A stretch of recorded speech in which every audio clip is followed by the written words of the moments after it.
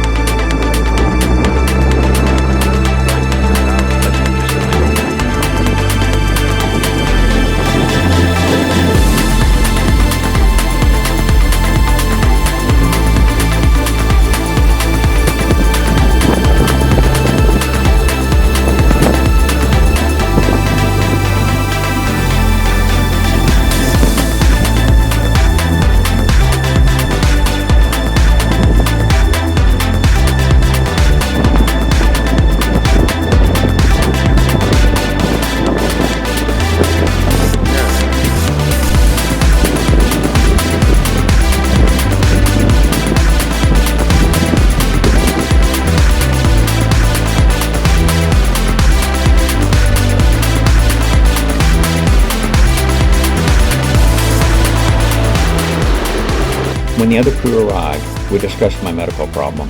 Adam agreed it would be prudent for me to get closer to proper medical facilities. Ray would leave with me, but if the issue incapacitated me, Matt was concerned that we might need someone to drive my Jeep. So the group decided to depart Canyonlands that day. Once back to pavement, Ray and I would head in the direction of home, while Matt would cobble together a few more days for the rest of the group to spend in the area. Meanwhile, while disappointing, we'd cancel the remaining permit nights within the Maze District. Dividing up into 2 crews, we headed out of the park in the direction of Hite. Good morning, everyone. Welcome to day 4 of the Maze District Expedition, and we are headed out of the park this morning. Adam and Mason, Tad and Chuck spent last night at Millard Camp. We have split up into 2 groups again this morning. We've got Adam and Mason, me of course, and Ray behind me in this group, and the other group is ahead of us.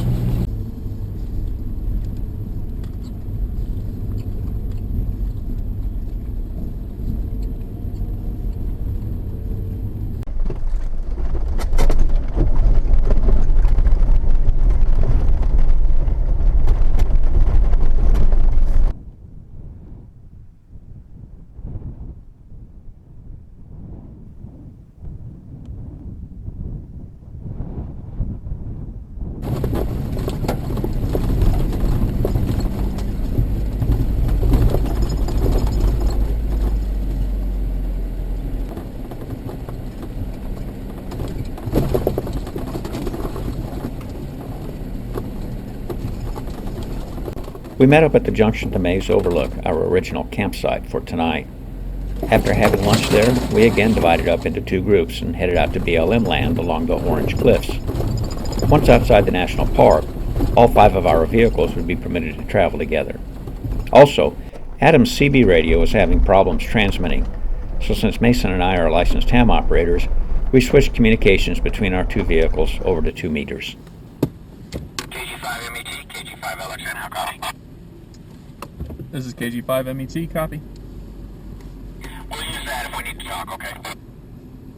That sounds good. Right. Fast line. That's so fun.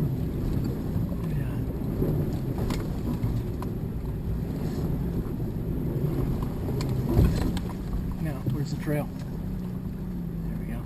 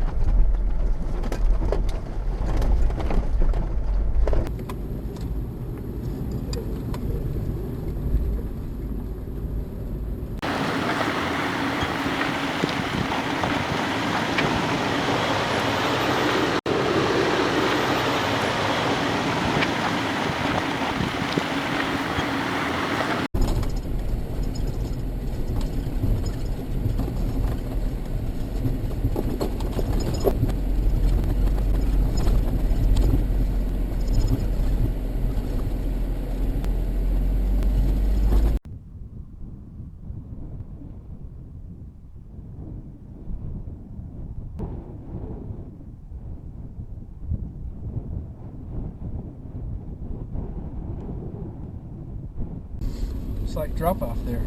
Didn't realize how much we climbed. You guys are getting a view out the left. Yeah, it's beautiful.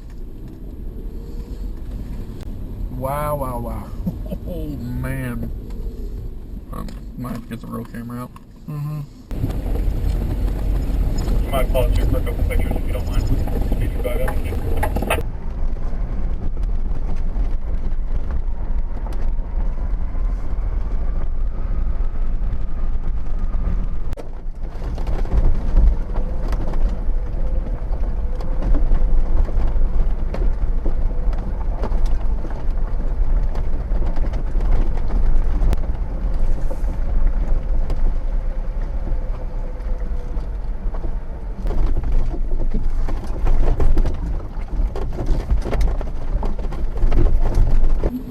That's a steep descent.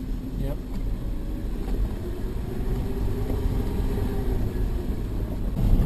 Well, we're back together again as a 5-ship.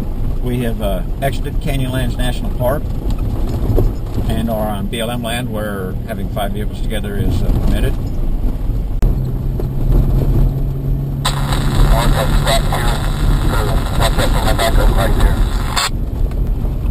Oh, I had to get way back. The dust is getting really bad back here.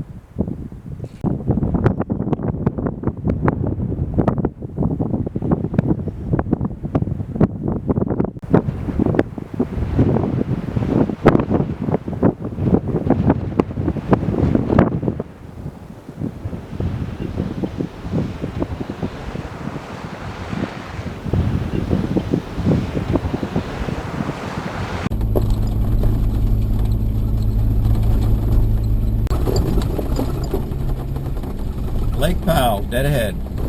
And into the road for us.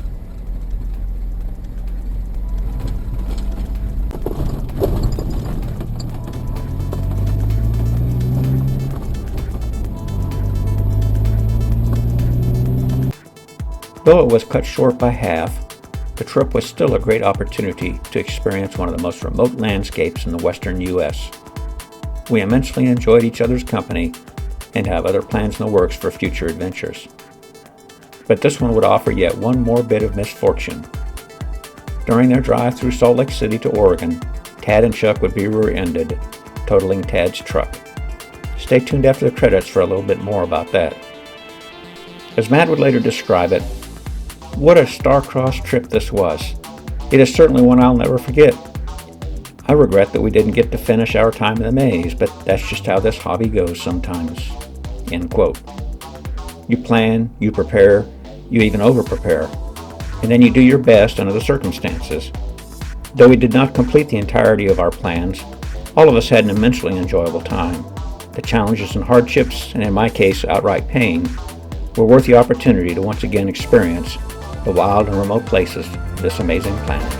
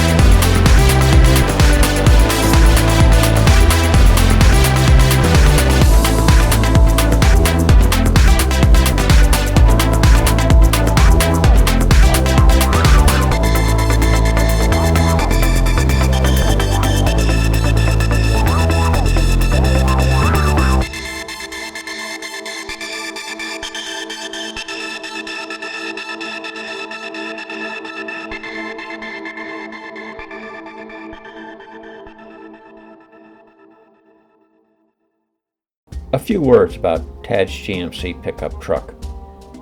I've been on 3 adventures with Tad and that truck: Washington Backcountry Discovery Route, Solar Eclipse Expedition, and, of course, Mace District Expedition. And it has impressed me what he does with it.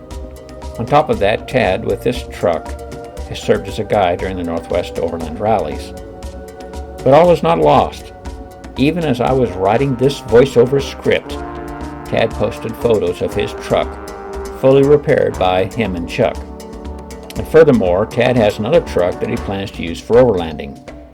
So while we might lament that accident, Tad and Chuck and his truck are doing just fine, and I hope to see them on future adventures on Digital by Doron.